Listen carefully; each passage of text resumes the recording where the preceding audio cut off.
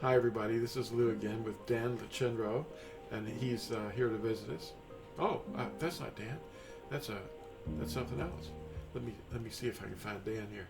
Oh, look at you, Dan. You're inside of a giant shark mouth. Uh-oh. What'd you do? Get in trouble with the dragon again? Oh, I probably said something the establishment didn't want to hear, so Oh. you know how that goes. You know, I'm dressed a lot like you are today. I've got it's warm. I mean, it's cold outside, and I had to put on something warm. And I see you're wearing a kind of a gray shirt, and you've got a little emblem right there on your chest. Natsarim Search Team. Mm-hmm. Looks great. Yeah. Classy. We're out there searching for others. Yeah. Are there any? Well, Yeah. I hope so. I hope so. Yeah. Well, we're persecuted for his name's sake, he said. But he said, rejoice and be glad if that happens, you know. That's right. The dragon doesn't like it. And what is the one thing that really, really enrages the dragon that we can prove from Scripture? Revelation 12:17. Mm-hmm. Obedience Yes. and holding to the name of YAHUSHA. Well, you know, that is the highest form of worship.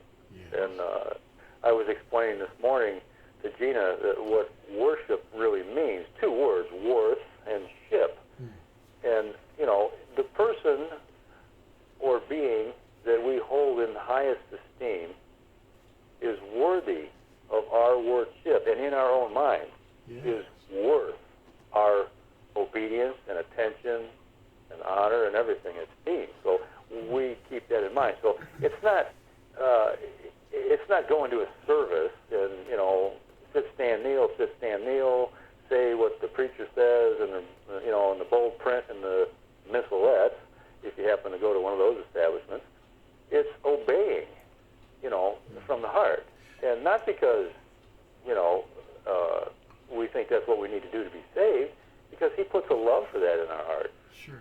It's very simple. And the sacraments that they invented, which are actually divination, they're not. And when you pray to dead saints, you're actually committing a crime against Him, because you're not talking to Him. You're asking somebody else, and He's going, what, you know?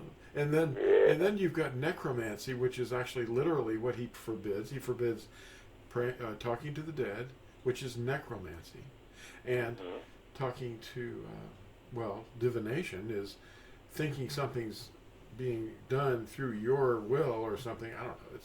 It's like communicating with the spirits. Whoa. Oh yeah. Yeah. That's not going to end well. Divination.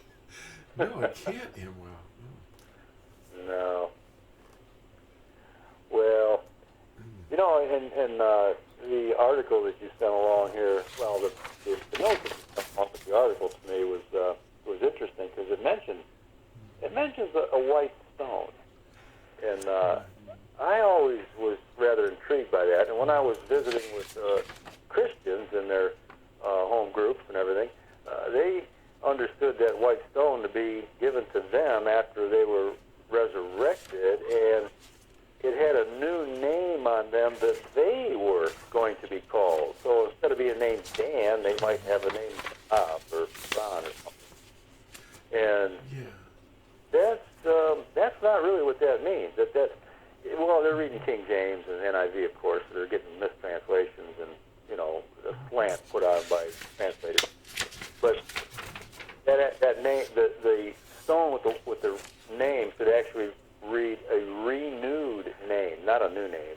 It's the same name, but it's come to the forefront again. Mm-hmm. So, you know, that is Yahuwah's name.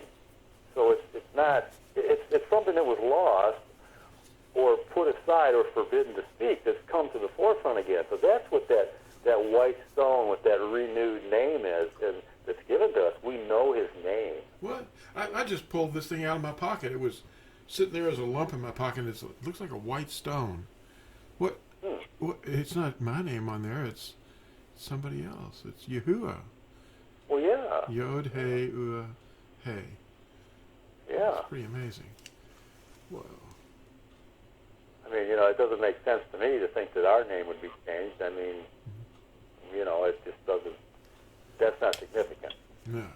That's written at Revelation 2, verse 17, I believe. Yeah, I believe it is, yeah. I thought that was kind of interesting. And there was something else that came to mind when I was reading the article here.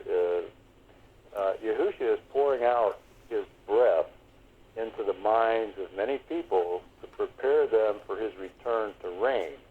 The lies of the dragon are being exposed.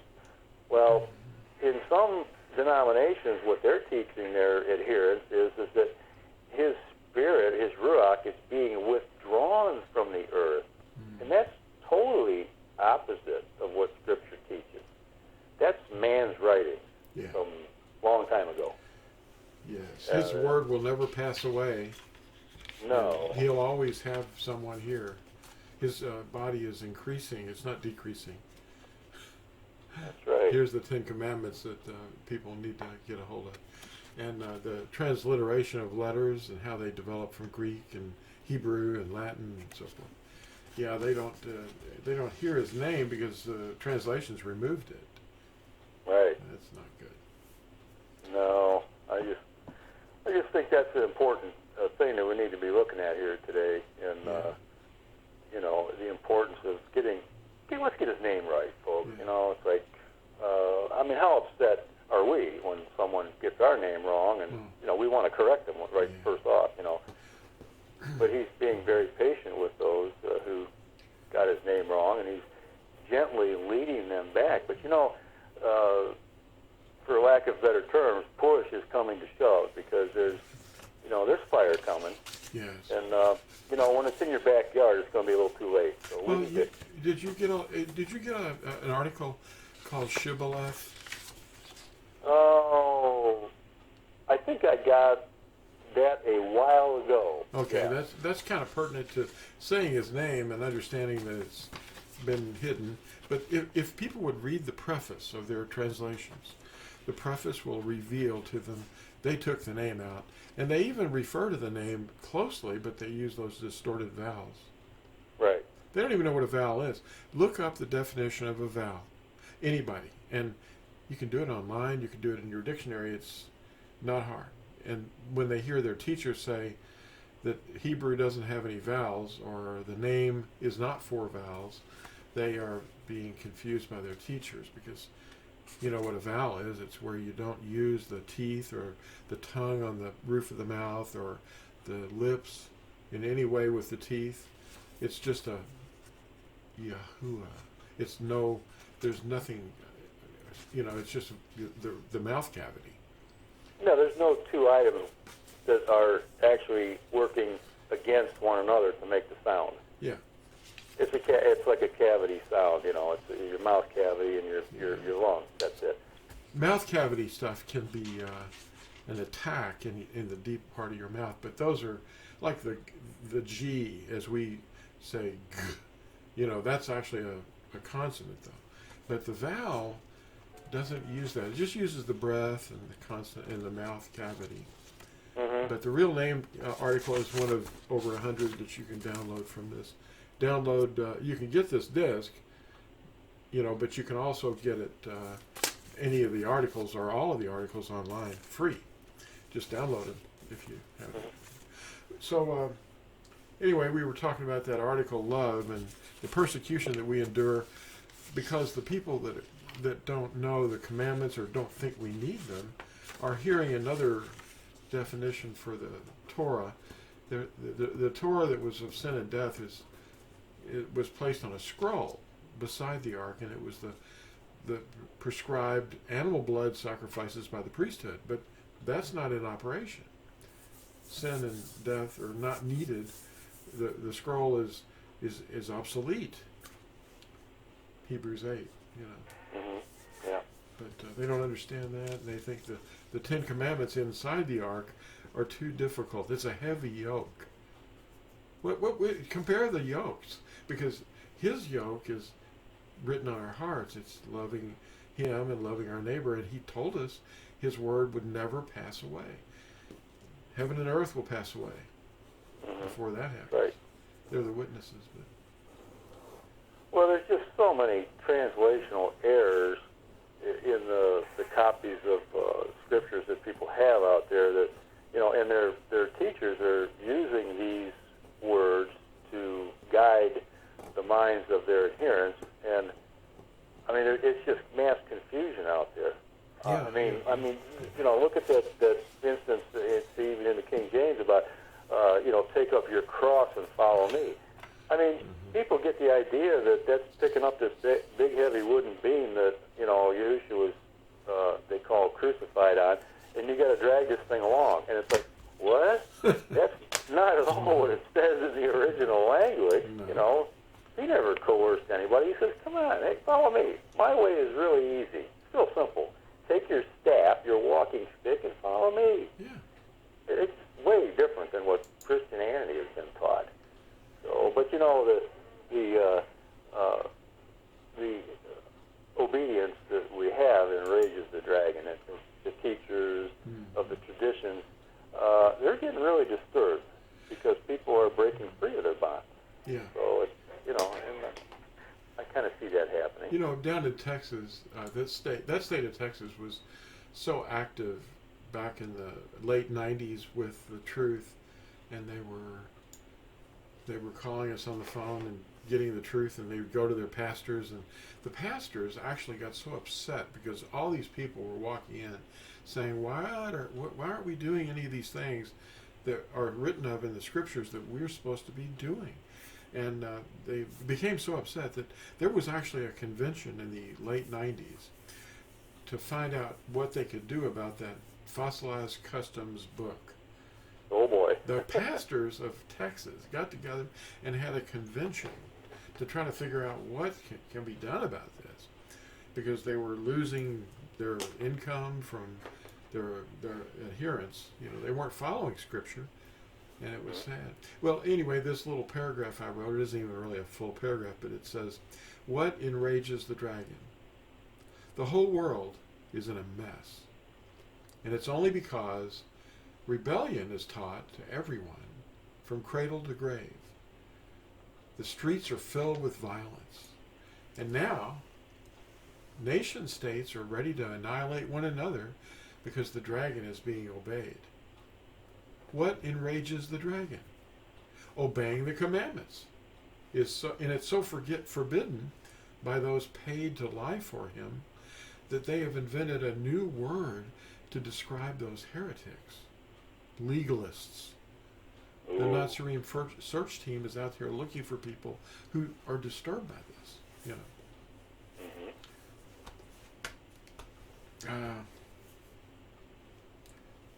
Well, pure and simple, obedience is the evidence of what we believe and who we are the servants of. Yeah. And, without that obedience, our belief is dead. So, it's like what I always say to Gina, look carefully at the fruit or behavior of people, and you can tell where it's coming from. And, of course, now, this day and age that we live in, living by scriptures, of course, isn't popular at all. People look at you kind of funny, or they give you the look. Well, it's like, well, okay, But how can we not warn these people? Like you wrote that in your article here, And if this, what you know to be true. Yeah, you have to love it. Yeah. Yeah, you got to tell people because that's what we're supposed to do. And we're not going to be loved by people. We're going to be hated because Yahushua was hated. I mean, they murdered him. Yeah.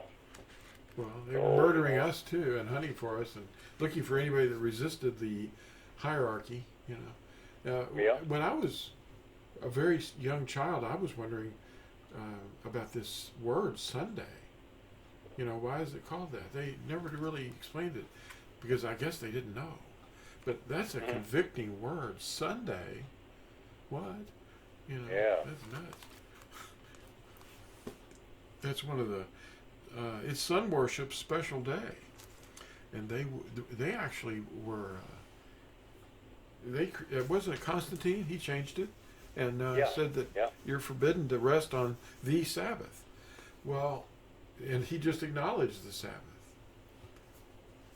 Yeah, and you know, I wonder if he even realized that, the fact, you know?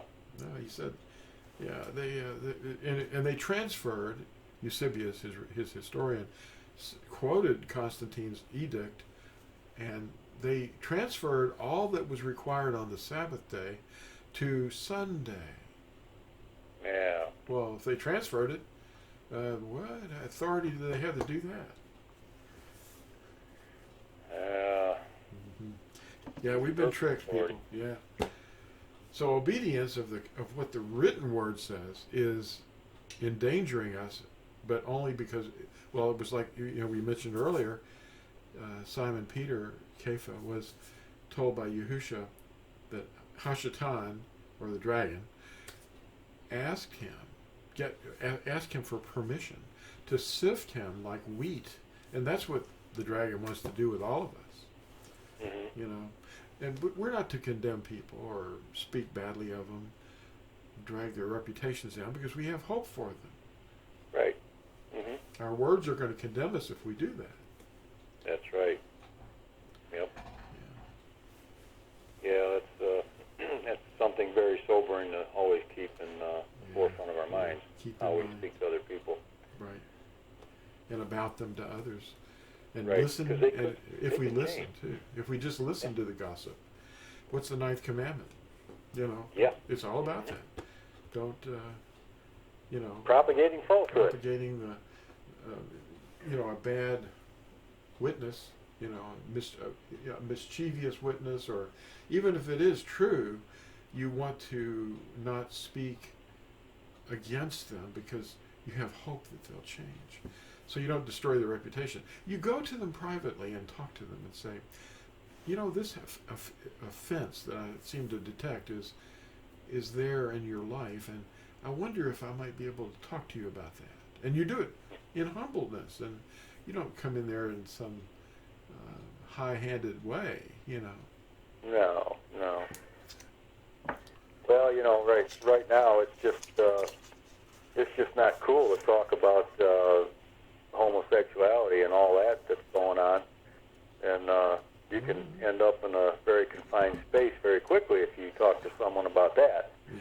So you have to do it in such a way that it's non-threatening and non-condemning, non-judgmental, and you have to use the word, and let that do. Just show them where they can find information or what they could read, maybe. Not just come out right and say, this is not, you need to be mindful of that. And then you've got that, what that is the perspective of Scripture gives you his perspective, but the mind of the flesh or the world is completely different. Right. That's right. Yeah. Well, you know what, Lou? I think that shark's jaw is probably getting tired of being open, and we're getting close to that, 20-minute mark or wherever we're at? Yeah. He's going to bite me pretty soon. Yeah, he's going to snap something off there. We better tighten it up here and thank everybody for watching this. We appreciate it. And share it, and please subscribe. We'll talk to you all later. Bye-bye.